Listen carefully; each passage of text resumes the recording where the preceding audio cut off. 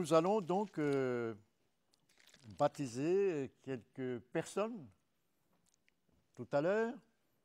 Et avant le baptême, je vais les inviter à venir devant ici puisque je vais leur poser quelques questions en guise de témoignage public devant chacun d'entre nous ici. J'ai l'occasion de dire ce matin le texte sur lequel je m'appuie qui se trouve dans Luc chapitre 7, le verset 29, une formule sibylline qui contient un enseignement extrêmement précieux pour nous. C'est Jésus, ici, pour le mettre dans son contexte, c'est Jésus qui rend témoignage à Jean-Baptiste. Je lis à partir du verset 28. Jésus dit, « Je vous le dis, parmi ceux qui sont nés de femmes, il n'y en a point de plus grand que Jean. Cependant, le plus petit dans le royaume de Dieu est plus grand que lui. » Et voici le verset 29. Et tout le peuple qui l'a entendu, et même les publicains, ont justifié Dieu. C'est Jésus qui utilise cette expression en se faisant baptiser du baptême de Jean. Le verset 30. Mais les pharisiens et les docteurs de la loi, en ne se faisant pas baptiser par lui, ont rendu nul à leur égard le dessein de Dieu. Voyez dans ces deux textes, si on rapproche ces deux versets 29 et 30, il y a d'un côté les publicains, ils se font baptiser et en se faisant baptiser, dit le texte, ils justifient Dieu. À côté, par opposition, il y a les pharisiens et les docteurs de la loi, en ne se faisant pas baptiser, ils rendent nul à leur égard le dessein de Dieu.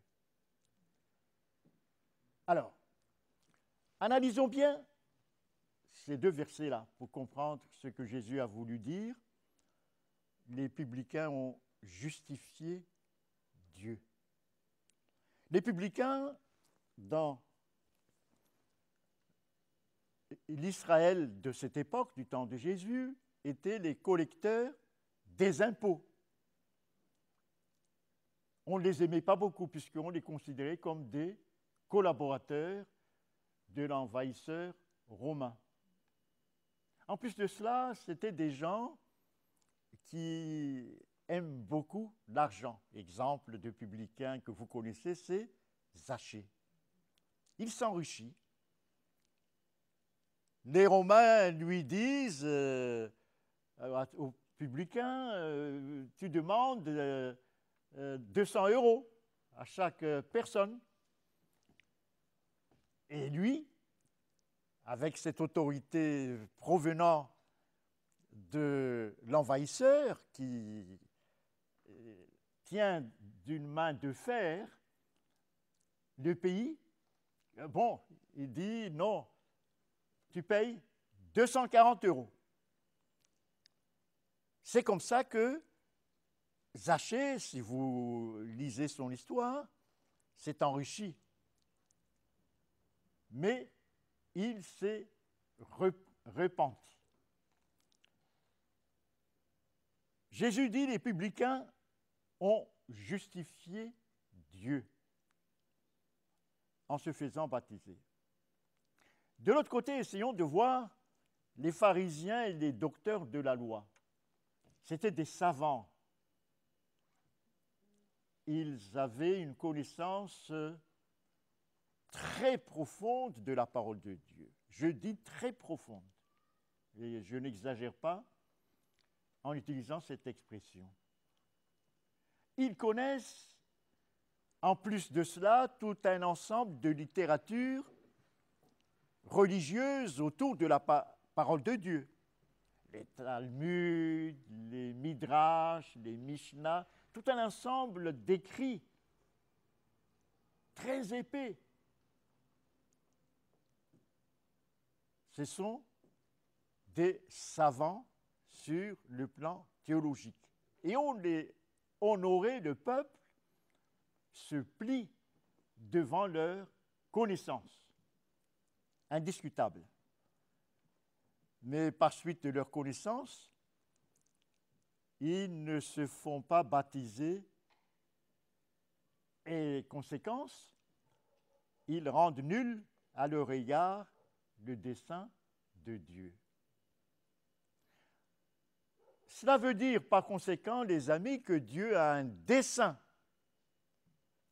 pour l'homme, pour chacun d'entre nous. Quel est ce dessein? Le dessein de Dieu pour chacun d'entre nous, c'est que nous devenions ses enfants. C'est que nous soyons libres. Je reviens sur ce texte fondamental de Jésus dans Jean chapitre 8, le verset 24. C'est pourquoi je vous ai dit que vous mourrez dans vos péchés, dit Jésus. Pourquoi? Car si vous ne croyez pas ce que je suis, vous mourrez dans vos péchés. Et le verset 36, si donc le Fils vous affranchit, vous serez réellement libre. Le dessein de Dieu, c'est cette liberté de chaque être humain. Être libre de l'emprise de l'adversaire. C'est ça le dessein de Dieu. Et malheureusement, Satan inclut dans l'esprit de l'homme que ce n'est pas la peine de continuer, tu ne seras jamais libre. J'ai entendu ça plusieurs fois. Pas seulement ici, en Europe, mais ailleurs. Non, tu ne pourras pas t'en sortir. Laisse tomber. Reste tel que tu es. Ou, sous d'autres formes, une théologie moderne. J'ai entendu à table tout à l'heure quelqu'un qui m'a dit que leur pasteur dit non, ne crois pas à ces choses-là, puisque lorsque Jésus va revenir, tu vas changer immédiatement et tu seras comme lui. C'est enseigné dans deux communautés très importantes du midi de la France, mais je ne donne pas les noms. C'est ce qu'on vient de me le dire tout à l'heure. C'est ça, une autre conception erronée du dessein de Dieu. Ou encore, tout à l'heure aussi, on m'a dit que dans une église pas tellement loin d'ici, mais je ne dis pas le nom, on dit qu'il n'y a pas de substitution, que Jésus n'est pas mort pour nos péchés. Mais où est-ce qu'on puise ces enseignements erronés qui oblitèrent, qui modifient dans la compréhension des gens le véritable dessein de Dieu? Et on m'a dit, dans ces cas-là, que des jeunes sont nourris de telle théologie. C'est ça vraiment ce qu'on appelle théologie, vous voyez. Et à la suite de telle théologie, des jeunes entendent cela. Bon, tel que je suis, je peux rester tel que je suis. C'est pas moi. Si je prends de la drogue, lorsque Jésus va revenir, je demande pardon d'abord, puisqu'on lui enseigne de demander pardon. Ah, je demande pardon, Jésus pardonne, c'est clair. Et puis après, je reste tel que je suis, c'est pas grave. Hein. Et puis de temps en temps, c'est pas grave. lorsque Jésus va revenir, ah, je vais changer. Voilà une conception erronée de ce qu'on appelle le dessein de Dieu. Et ça existe maintenant, puisque j'ai 2 témoignages différents, de 2 personnes différentes, qui m'ont dit que dans leur communauté, on prêche ça du haut de la chair. Et ça ne m'étonne pas, parce que je sais que dans l'école de formation en Haute-Savoie, c'est ce qu'on leur enseigne. Je répète, dans l'école de formation en Haute-Savoie, j'habite à côté, et je connais le contenu des enseignements, c'est ce qu'on leur enseigne. Et après quelques années d'études, ces jeunes, 5 ans d'études, bardés de diplômes, reconnus par des grandes universités théologiques du pays, par exemple Strasbourg, Montpellier, sont nommés pour conduire une communauté et enseignent ces choses-là. Ces gens-là rendent nul à leur égard le dessein de Dieu. C'est le moment, donc, les amis, je lance cet appel avec un grand cri qui se trouve dans Apocalypse chapitre 18, verset 4. « Sortez du milieu d'elle, mon peuple, sortez, afin que vous ne participiez point à ces péchés et que vous n'ayez point de part à ces fléaux. Sortez du milieu d'elle, mon peuple.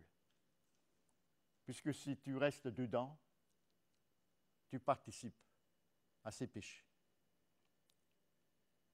C'est ce que j'ai entendu donc à midi, que je vous rapporte là. Des personnes qui sont attristées de ce qu'ils entendent. Attristés non seulement par ce qu'ils entendent, ces fausses doctrines, mais attristés aussi parce que, en quelque sorte, on les écarte de plus en plus. Mais tant mieux, il faut sortir. Il ne faut pas en avoir peur. C'est le moment de sortir, ne restez plus longtemps.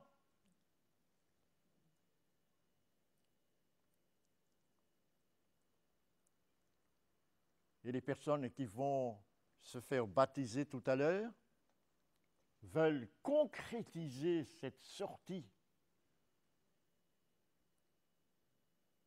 par leur baptême.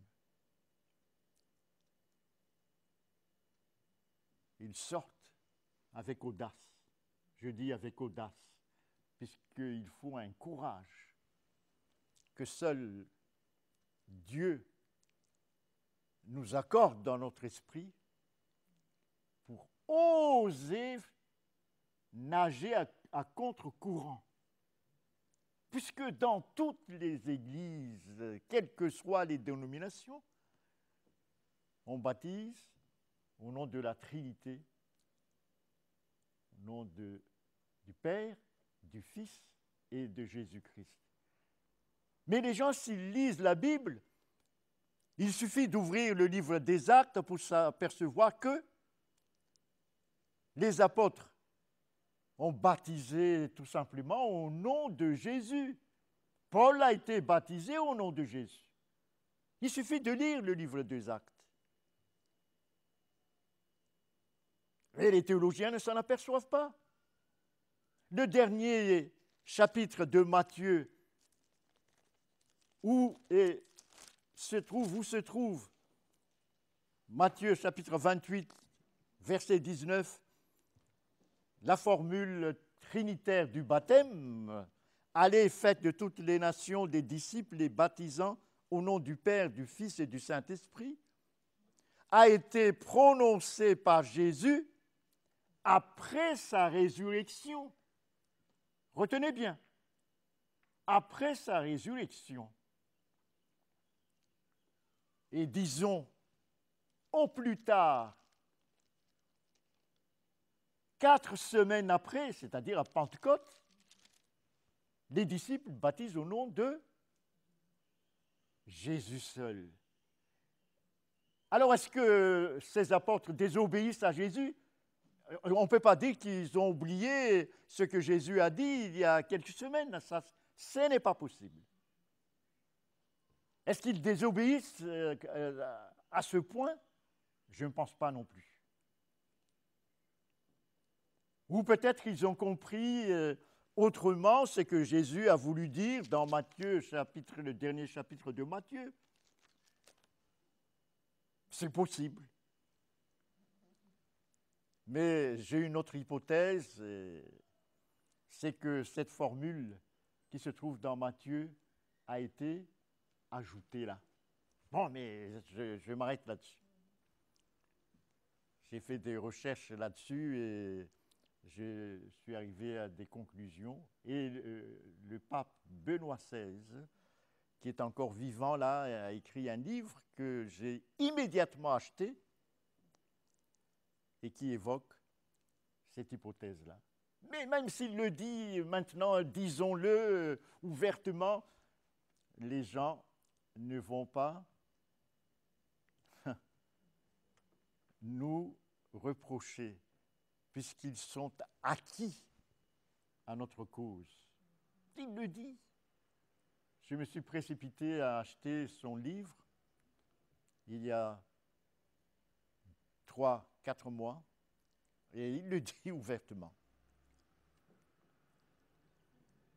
Les amis, si vous m'entendez encore là maintenant, à la lumière de tout cela, sortez de Babylone, mon peuple. C'est le moment de sortir. Sinon, ça peut être trop tard. À la lumière de ce que nous avons dit ce matin sur quelle heure est-il.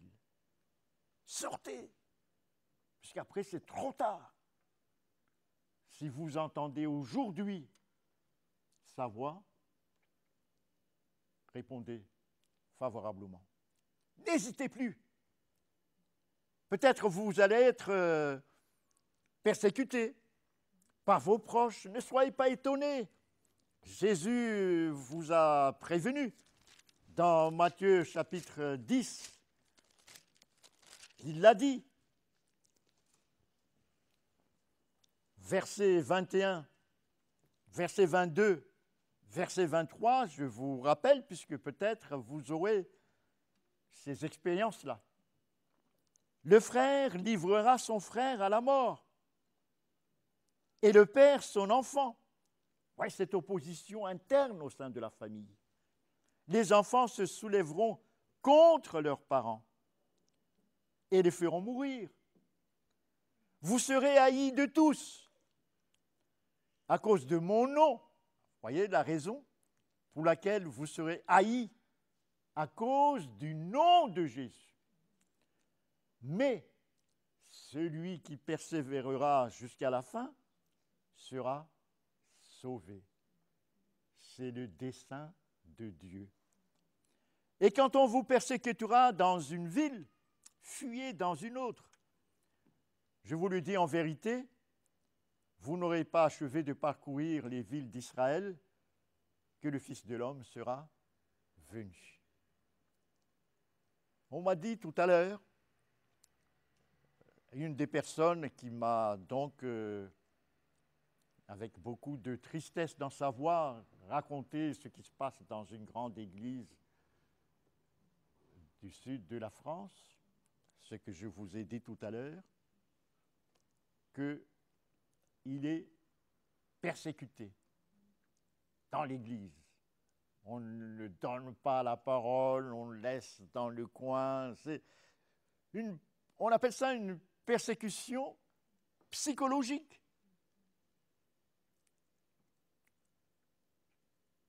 Ça va arriver.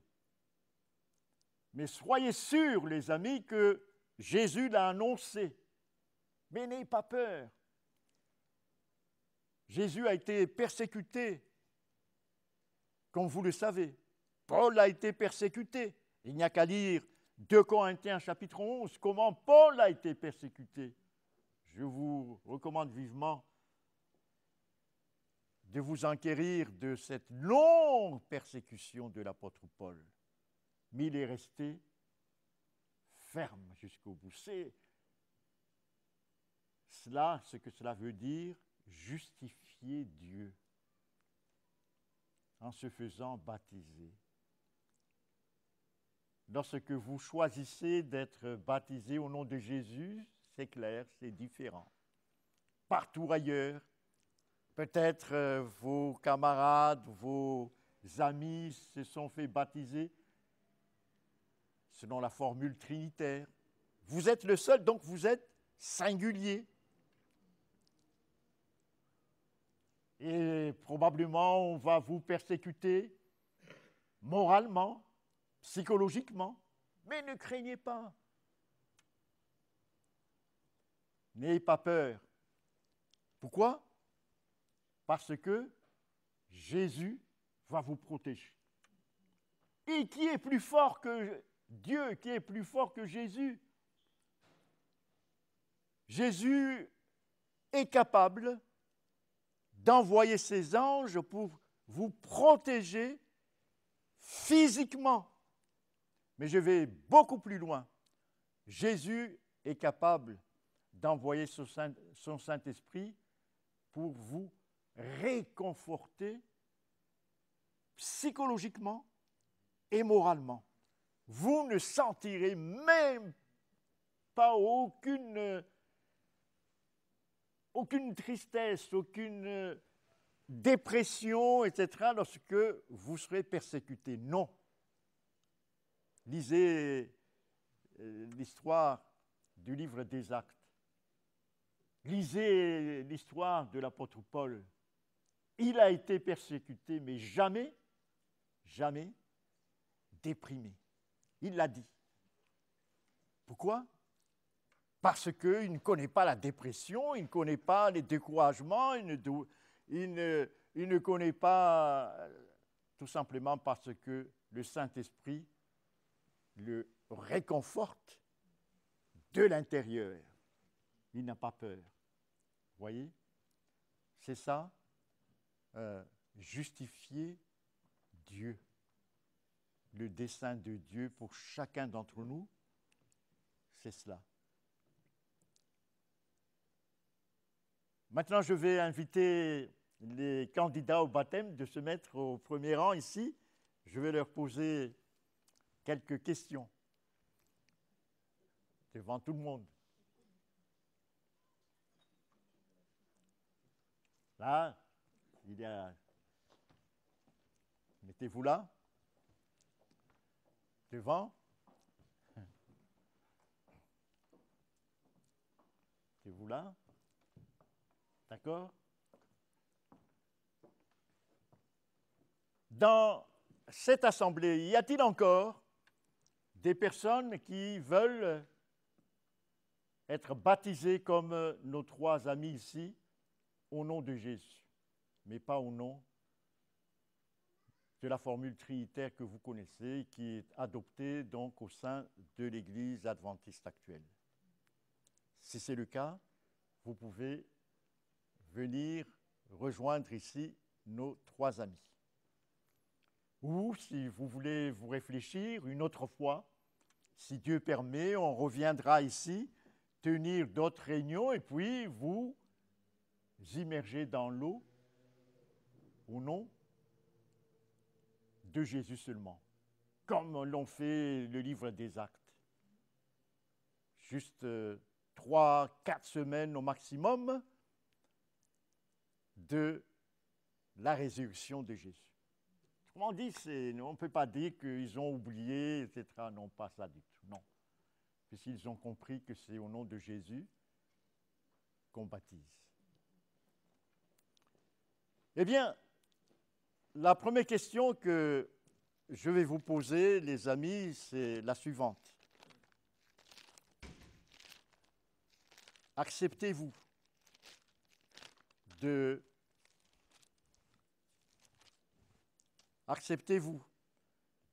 de suivre l'agneau partout où il va?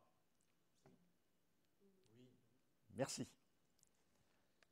Deuxième question que je vous pose.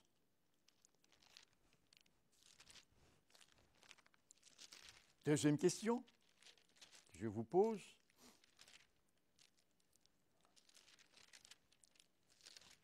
C'est cette question.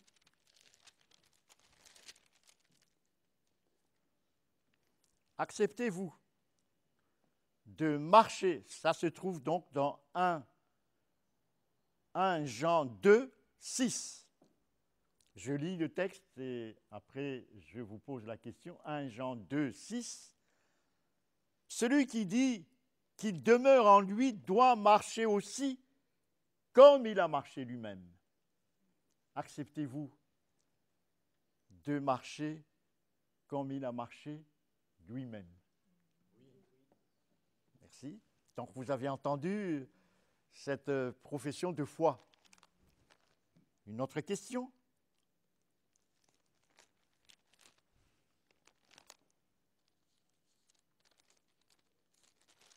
Une autre question qui se trouve dans 1 Corinthiens, chapitre 11, verset 3. C'est fondamental, puisque c'est le fondement de notre relation avec Dieu d'un côté, et puis le fondement de la construction de notre famille aussi. Alors je lis. Je veux cependant que vous sachiez que Christ est le chef de tout homme, que tout homme est le chef de la femme, et que Dieu est le chef du Christ. Est-ce que vous acceptez ce qui est écrit là? Merci. Question suivante.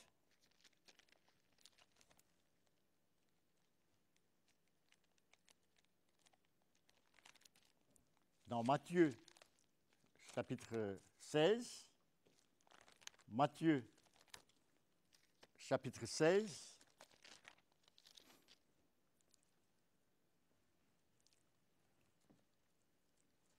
le verset 16 et 18, Jésus a posé la question aux disciples. Vous, qui dites-vous que je suis? Et qu'est-ce qu'il a dit, Simon-Pierre? Tu es le Christ, le Fils du Dieu vivant. Et Jésus dit, c'est sur cette pierre-là, c'est-à-dire sur cette profession de foi, que je vais bâtir mon Église. Voici la question. Est-ce que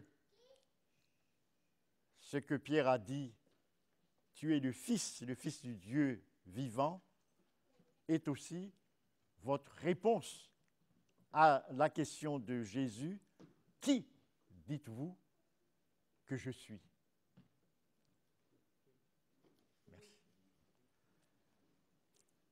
En acceptant par conséquent cette profession de foi, surtout cette dernière, vous êtes en train de bâtir votre vie spirituelle sur, Jésus l'a dit, sur cette pierre vivante. C'est ça l'Église, chers amis. Ce n'est pas une institution. Ce n'est pas ça l'Église. Ce n'est pas une organisation hiérarchique comme on connaît dans beaucoup de dénominations. Ce n'est pas ça l'Église.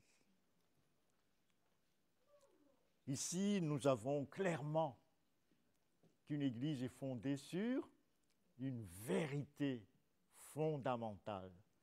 Quelle est-elle? Tu es le Christ, le Fils du Dieu vivant.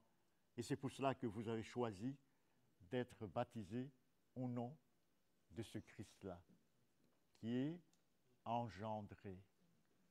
Ce n'est pas moi qui ai utilisé cet adjectif verbal, mais c'est lui-même.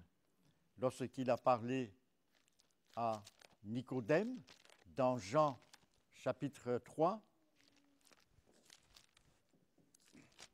Jean chapitre 3 et le verset 16, Car Dieu a tant aimé le monde qu'il a donné son Fils unique. Et la Bible que j'ai ici a gommé quelque chose ici que j'ajoute. Car Dieu a tant aimé le monde qu'il a donné son Fils unique engendré. C'est dans l'original. Afin que quiconque croit en lui ne périsse point, mais qu'il ait la vie éternelle. Croyez-vous que Jésus est l'expression de l'ultime amour de Dieu pour nous en tant que pécheurs, non seulement qu'il est Fils unique, mais qu'il est engendré. Le croyez-vous? Oui. C'est ça. Vous voyez? Dans Michée, chapitre 5, verset 1, il est engendré là, quelque part. Là. Voilà. Avec ça, les amis, vous justifiez Dieu. Et vous ne rendez pas nul son dessein à votre égard. Désormais, vous êtes le soldat du Christ, prêt à monter au front, si j'utilise un langage militaire. Le front qui est ici n'est pas de combattre des hommes, mais c'est le combat contre ces Éphésiens chapitre 6.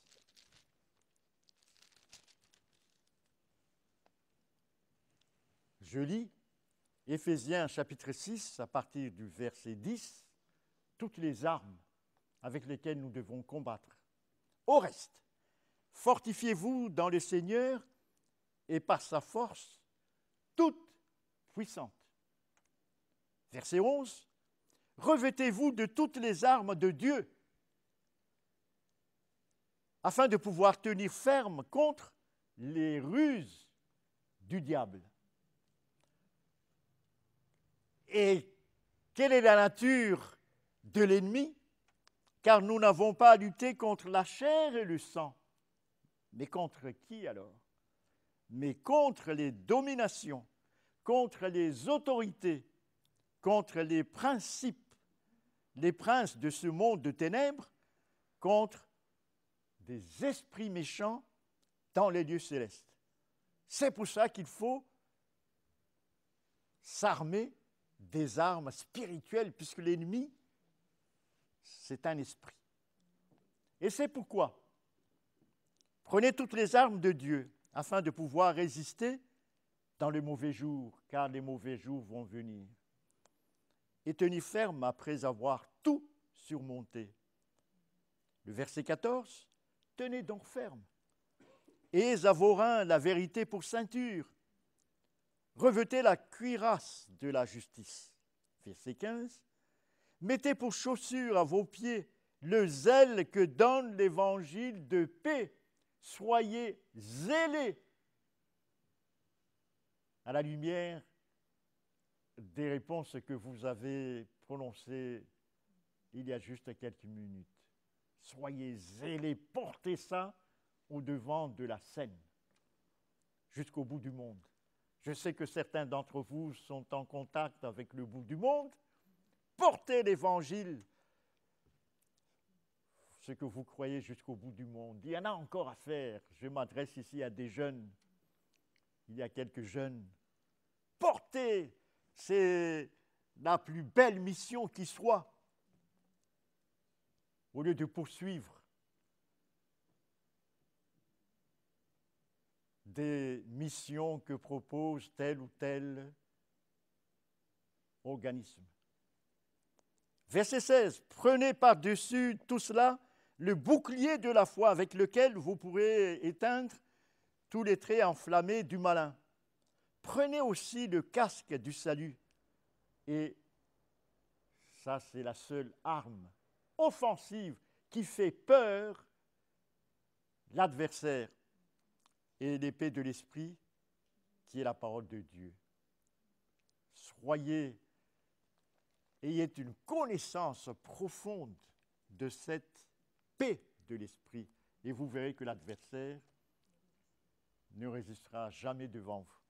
Faites en tout temps par l'Esprit toutes sortes de prières et de supplications. Veillez à cela avec une entière persévérance et priez pour tous les saints. Et ce que je vous demande, c'est le verset 19. Priez pour moi. Priez pour moi. Afin qu'il me soit donné, quand j'ouvre la bouche, de faire connaître hardiment et librement le mystère de l'Évangile. Mais ça, c'est Paul qui dit le verset 20.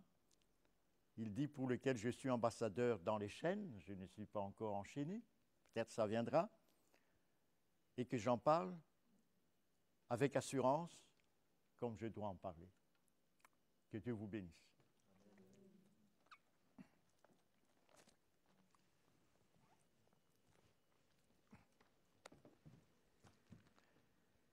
On va donc s'habiller et puis se diriger juste à côté, ce n'est pas loin. Venez tous là-bas. Hein? Oui. Venez tous là-bas pour soutenir nos 3 candidats. Et après cela, nous reviendrons peut-être ici s'il y a des questions, puisque là, il y a une liste de questions qu'on m'a communiquées. Je vais essayer de répondre à ces questions-là.